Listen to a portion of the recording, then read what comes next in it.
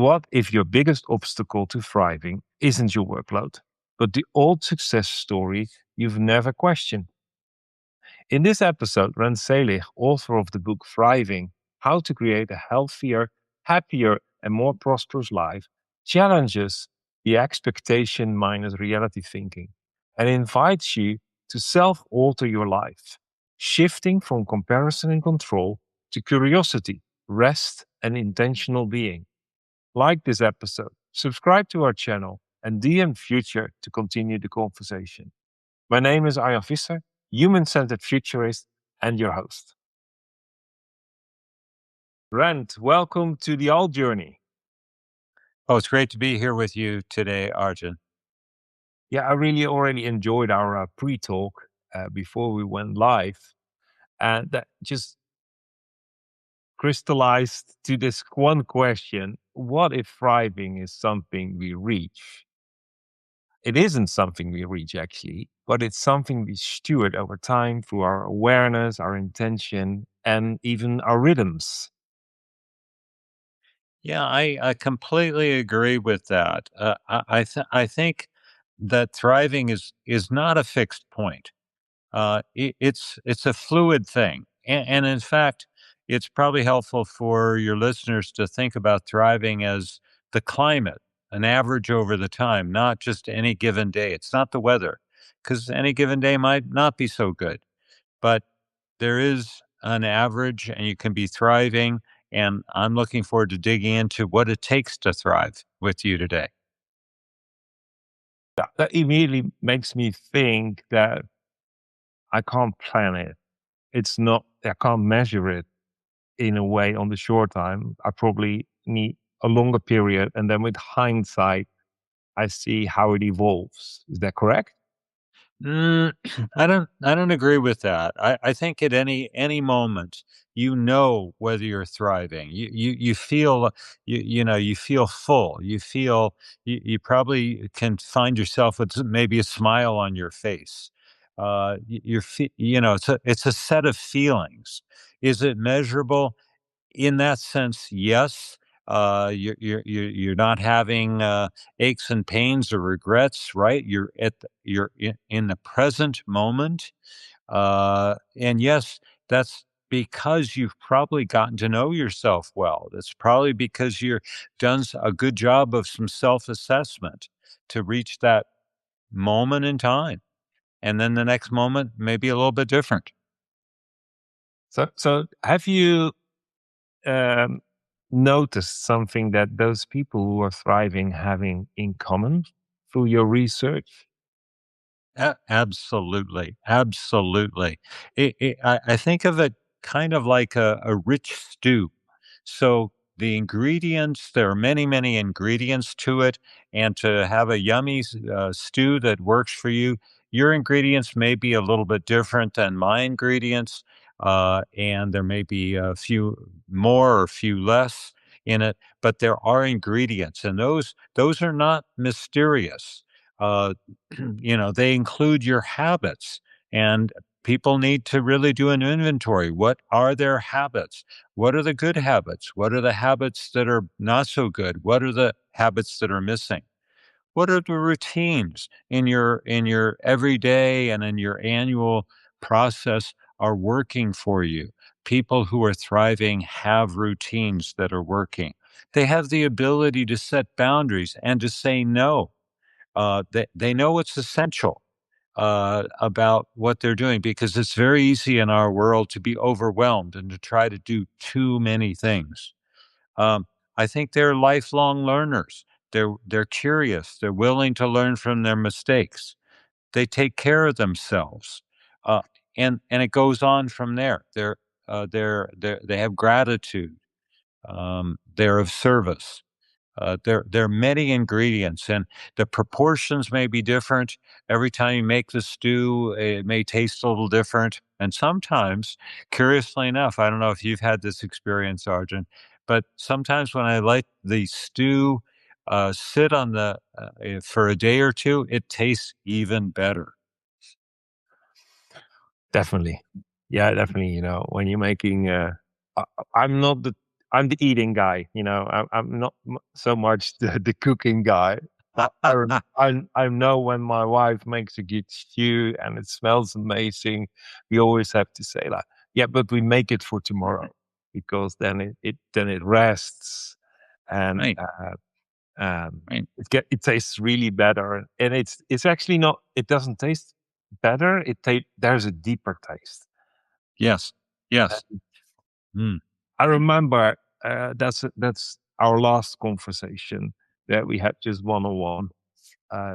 You triggered me, or maybe a better word, you tested me, and you gave me this question that I cognitively couldn't answer, but intuitively or from the inside out, something jumped inside of me, and you asked me, "Do people who flourish rely on defined processes, or do they have something else?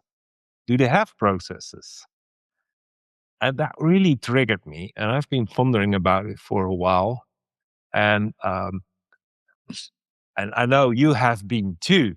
So do people that flourish, they are aware, they feel they sense they're thriving, and we know that they have something to maintain it, to steward it, to stay in that.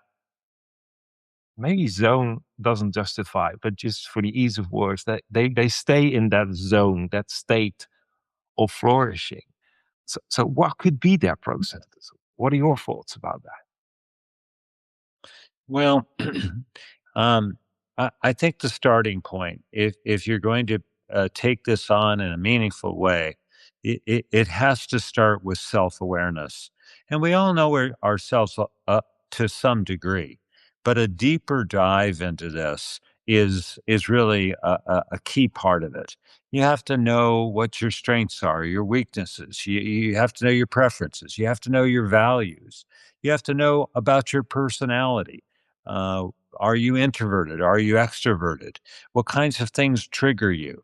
What kinds of things are you immediately comfortable with, or for that matter, uncomfortable with? There's a long set of things that go on, and it's not the kind of thing where you can do this once and you're finished. You never have to do it again. It deserves a return because we change. The world around us changes. New things are happening all the time. So there's that deeper dive, and my book goes through that and asks really key questions to help navigate the reader, or now that my audiobook is out, the listener, to really engage with. So they get to really understand who they are and what they stand for, what they won't stand for. Um, that they can determine whether they have authenticity, and that's a big word, but basically it boils down to something very simple: is what you say, what you do, are they different? Is there a gap between the two? Do you have integrity? In other words, when you say you're going to do something, do you actually do it? People can count on you and rely on you. You're trustworthy. So that's the beginning of this process. And once you've kind of climbed up a little bit of the hill, boy, things unfold in a really great way because you know what to avoid and you know what to lean into. Well, just processing your answer, I immediately see the picture, and I remember when you asked me that question the first time, my reaction was, of course they have processes, but they're not the typical business model, business book Right. processes. It's not a 2D diagram that maybe has a curve, but it still goes from A to Z. And Exactly. it must be something three-dimensional, four, five-dimensional. It's because it's not they're not climbing a ladder. Like you stated, like it's not that they just do it once and it keeps happening, reoccurring. It's like they are spirals, rhythms, infinity loops. Maybe the infinity loop is the nicest uh, image of how you know how you keep maturing. It's because maturity is also not just a ladder you climb. It's that Right. spiral dynamic in your life where things start to stack upon other things that are stacking, and you're not just getting to a level without going down anymore. It keeps going up and down. That's right. It's That's like right. life. It's like the blood in your veins. It's like pumping through the whole embodiment of who you are. Exactly right, and I think this what we've just been talking about can be taken on with a sense of a duty and work, and it's hard, or as an alternative, you can take this on as a matter of curiosity, and say, hey, what am I going to learn about myself? Because I know it's going to be valuable, and that gives you energy to keep going with this process on kind of a regular basis. What am I learning?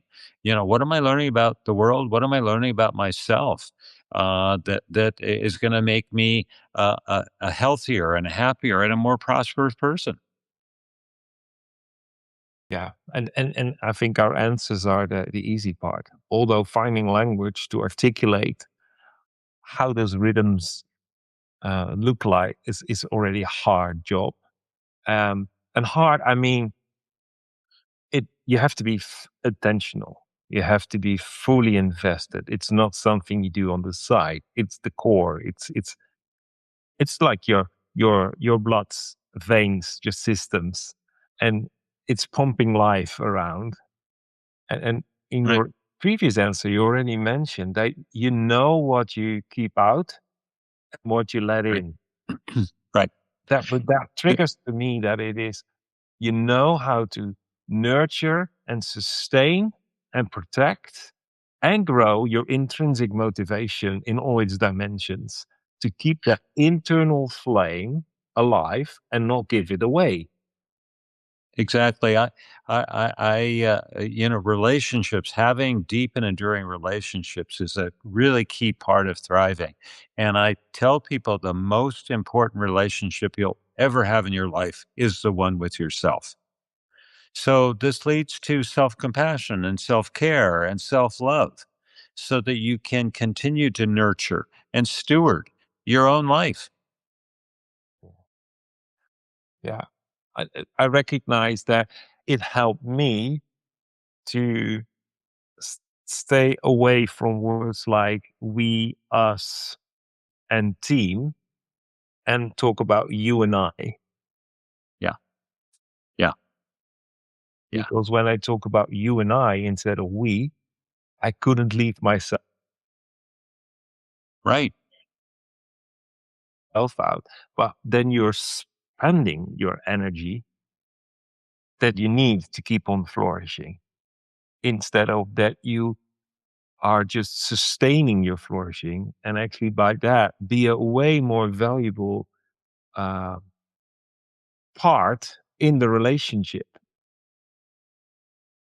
It's a really significant point. And a lot of people, especially in the business world and when they have senior positions, they want to fix a problem. And that in immediately negates the possibility of listening and building a relationship and understanding what the problem is from the standpoint of the person who's experiencing the problem. Yeah, you may be able to solve the problem very easily. You can fix it, but it's not necessarily up for you to fix it. In many cases, they need to be the fixer. And the way they can get onto that path is by you being and being a listener and showing your interest and your compassion to the situation.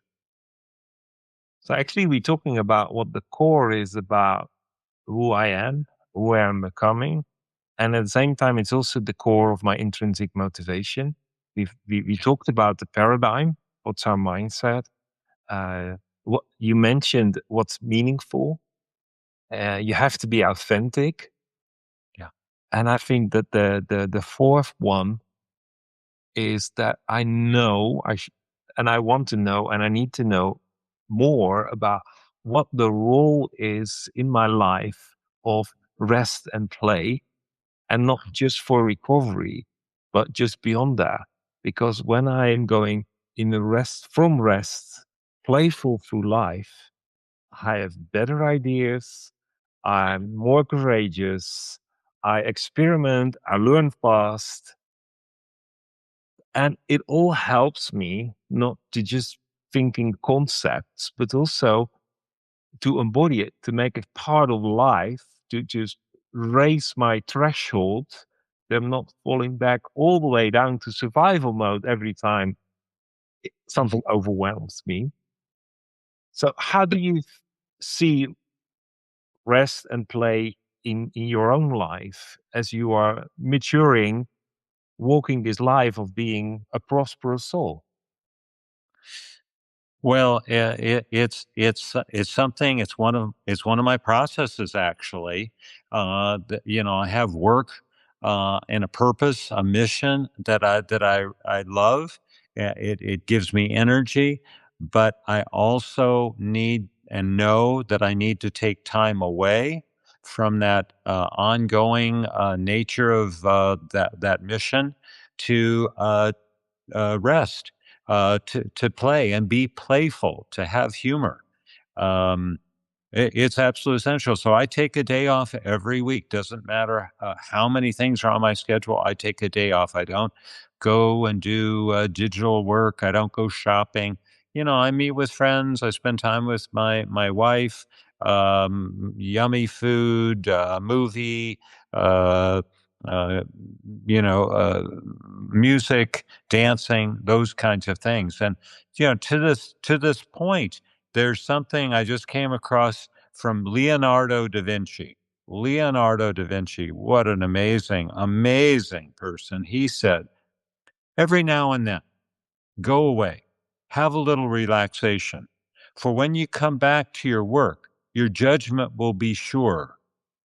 Go some distance away because then the work appears smaller and more of it can be taken in at a glance, and a lack of harmony and proportion is more readily seen.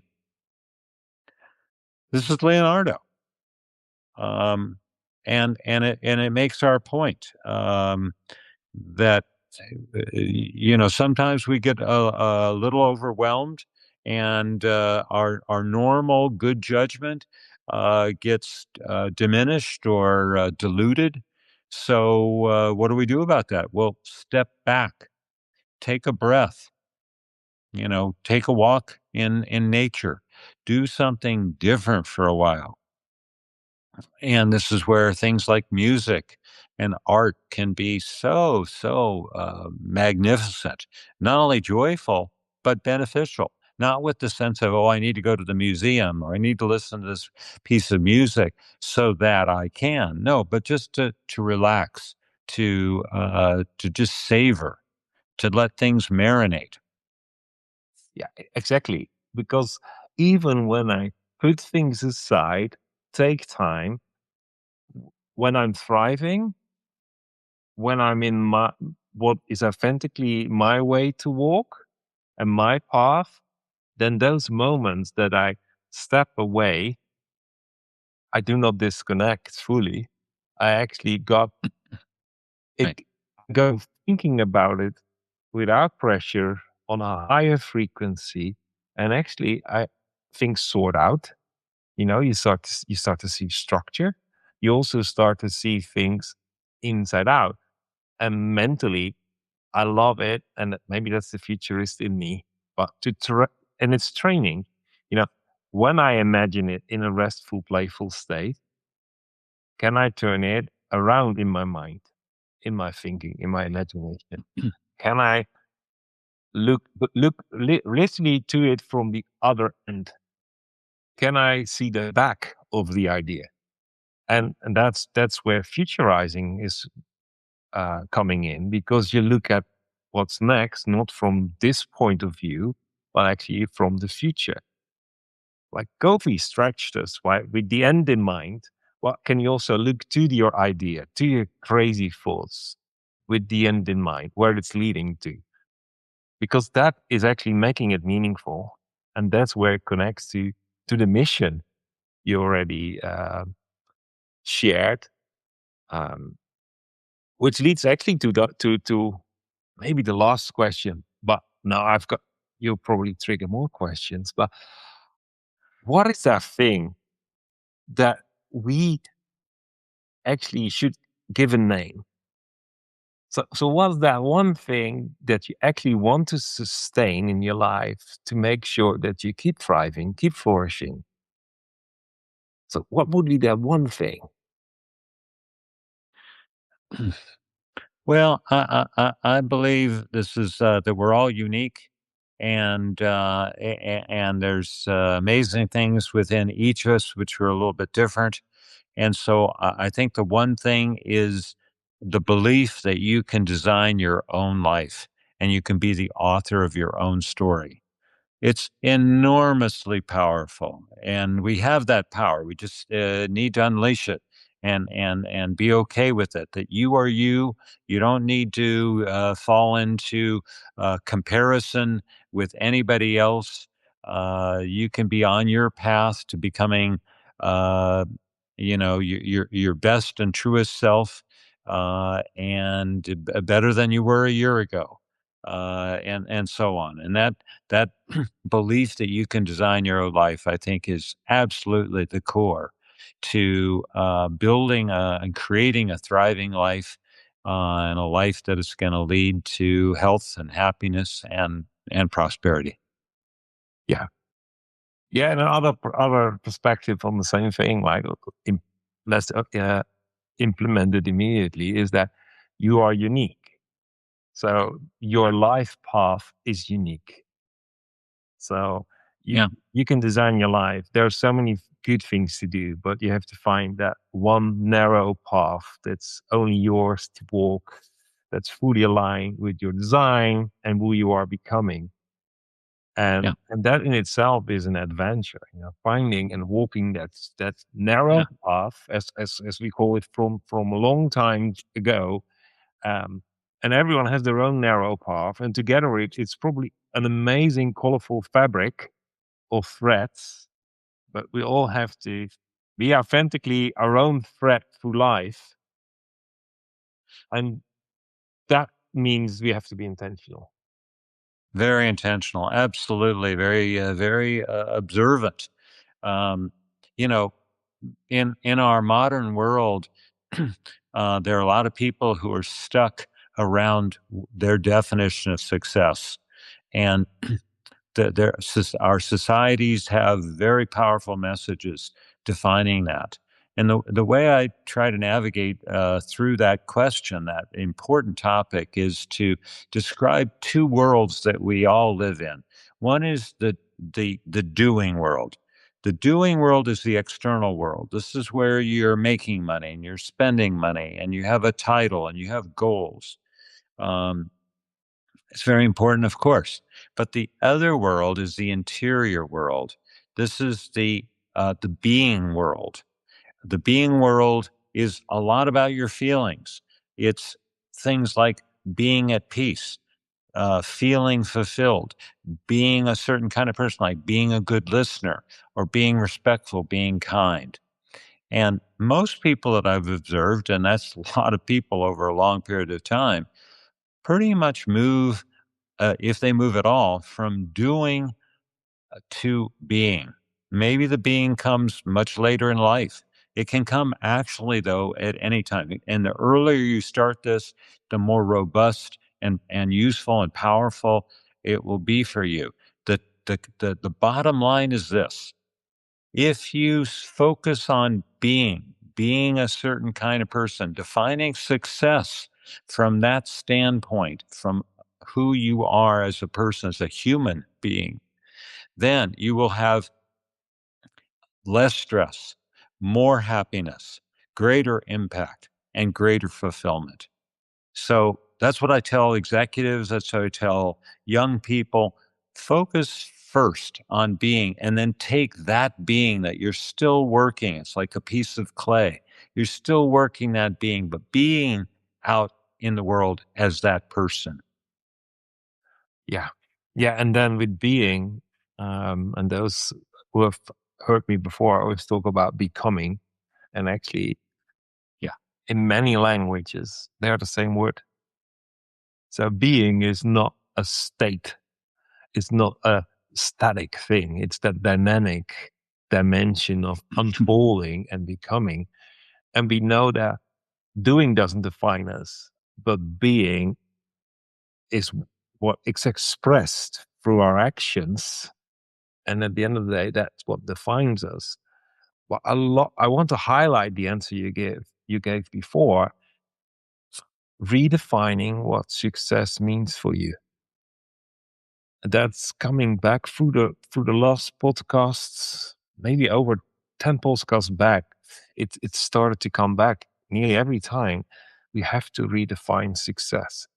The definition of success we live with is killing for our identity, is killing for our being, because it's the external definition that we can only answer to by doing.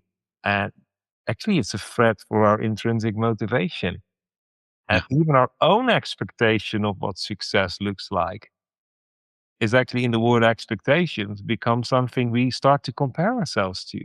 Our fulfillment, our joy, our success, our progress.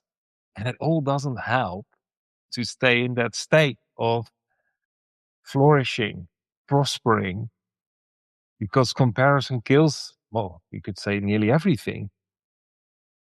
Yeah, that's right. I just want to encourage and inspire people to take that on, define success for yourself, and define at the very same time what is enough.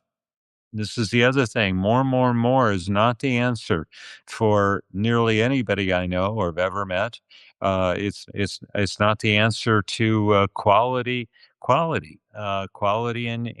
our organizations. So there's a lovely emotional equation that seems to be appropriate to mention here, and that is it's an equation. So disappointment equals expectations minus reality. Yeah. And so, who doesn't have some disappointment? Well, what's causing that disappointment? Well, check that definition out. So, if you can diminish those false expectations, so I do a lot of planning. I'm a very organized person. If I do a lot of planning and then I let the thing happen and unfold and be flexible, strong, but flexible, then it will unfold as it is. And I control only a little tiny bit of that in any event. I've done my best by preparing, and then I can diminish. I go into a situation without expectations. That way, my disappointments are really, really dramatically reduced. Yeah. I love that equation. Disappointment is expectations minus reality. Yeah. And then thinking that reality is maybe of all the things, the thing that exists least, because we all live with our perceived reality based on our understanding point of view from our past experience. So it tells actually more about how we have been unfolding than about our wisdom and discernment. So reality, and that's like the other, mentally, you can spin it around in your mind, in your imagination, and have a richer viewpoint of what you think that's happening, because we can't go further than what we think that's happening. And then we say it's knowledge, but we don't know because we live with our perception. So, if we make that the rock, the cornerstone of our self appreciation, Yeah. it becomes Well, I wouldn't want any of your listeners to go away thinking this is a very lonely exercise. We've talked about the importance of the relationship with yourself. That's really at the very foundational level. But from there, you need to be able to build deep and enduring relationships with others. And one of the hallmarks of a deep and enduring relationship with someone else is that you can get the support you need. Now, support needs to be defined. There are times when, what you need is different than the next time you need support. Support may be coming from you need advice, or maybe you just need somebody to listen carefully and ask follow on questions to help them understand what you're talking about. More importantly, maybe even to have you understand what's going on, how you're feeling, the situation you're encountering. And then sometimes all you need is to have somebody put their arm around you.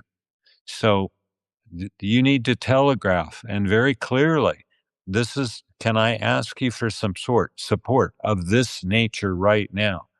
And when people step forward and give you that kind of support, then you're building a relationship. They feel respected and appreciated when you come to them as the person you are, asking for that kind of support. So you build the foundational step of who you are and what you're about, what matters to you, what you say no to, what you say yes to emphatically, hopefully, and then you from time to time, headwinds come at you, challenges come, and so there might be times when you're going to be need to be courageous and big enough to ask for some assistance, some support. Yeah, That's good. That's a good thing. absolutely, absolutely, and I believe that's why from the old days they used the sailing boat as a metaphor for leadership, self leadership, and sailors know that headwinds, if you navigate a little bit alongside it, it gives you the great acceleration and excitement in a sailing boat. It gives you the speed, to move forward. Um, and the biggest fun of sailing is actually doing it with your peers. Mm, And right? yeah, it's not life is not a solo sport. Leadership is not a solo sport, even not your self leadership. I Yeah. love that you're pointing that out. And how can people connect with you and get hold of your book, Thriving? Oh, thanks, Arjan. Yeah, my book, it's award winning. It's very popular. It's available on Amazon, of course, but also at independent bookstores. You might need to request a copy. I narrated the audiobook, and it was available just recently, and so you can get that on Audible, on Amazon, on iTunes. Some people say they have both because going back and forth from a printed or an ebook to the audio is really good. It adds a whole nother dimension. And as I mentioned, there are times throughout my book, maybe every 3 or 4 pages, where I ask a penetrating question where I'm hoping that the reader or the listener will take a moment and reflect, take a pad of paper and a pencil and write down your answers. The more you put yourself into this process, the more you'll get out of it. The more robust your life will be, the better and clearer the path to thriving will be. I will make sure that in the description, the comments of our podcast, the links are there. The links to connect to you through LinkedIn, find your book on Amazon, and the audio book on Audible and iTunes. We will add the links. So Thank you. for those who didn't finish the note taking, don't worry, it will be there. And to wrap up, I just actually want to ask you, Grant, what are the three things that people should take away? And I want to frame that with, what if thriving is less about doing more and more about becoming more aligned with who we are, our senses, our relationships, and our purpose? What are the three takeaways? Absolutely. Well, thanks for bringing this back to the a key question of alignment. I think there are my three are, and there are many. So if you ask me tomorrow, I might have three other ones. But one is to be curious. It makes life fun. It also has an incredible bonus of avoiding conflicts in relationships. When somebody says something you completely disagree with, maybe upsets you, you can just be curious and ask questions. I'm curious. Tell me more. Why did you say or think that? Say it genuinely, openly, not with a snipey disapproval. Um, a second thing is again, focus on being the kind of person you want to be and want to become. Um, when you do that, then the doing will be a lot easier and more impactful. And then the third is just a reminder that yes, you can design your own life and you can make this work for you. You can just stop listening to messages you might have heard from mom and dad or a teacher or a boss about who you are, what you can or can't do.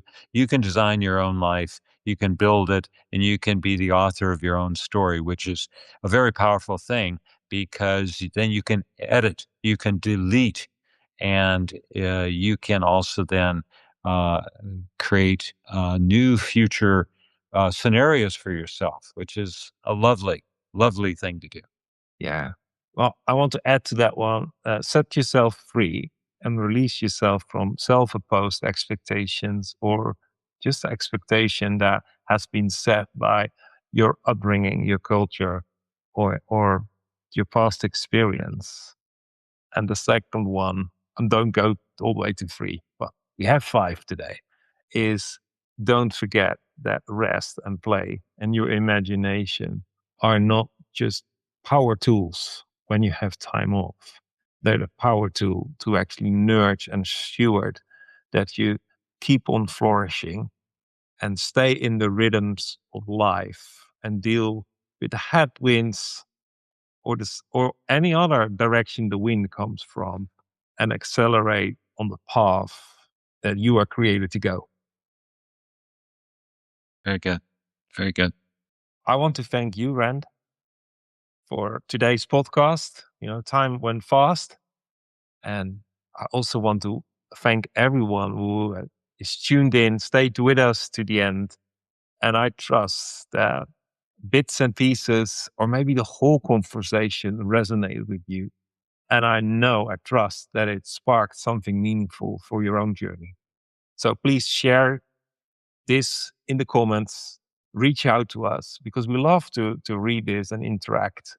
Rand already mentioned this is not a solo endeavor.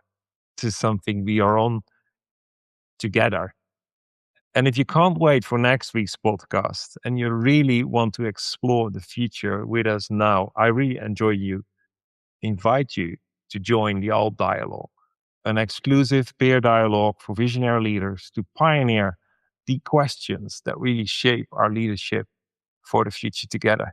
Just DM future and you will receive the right information to join and experience it first.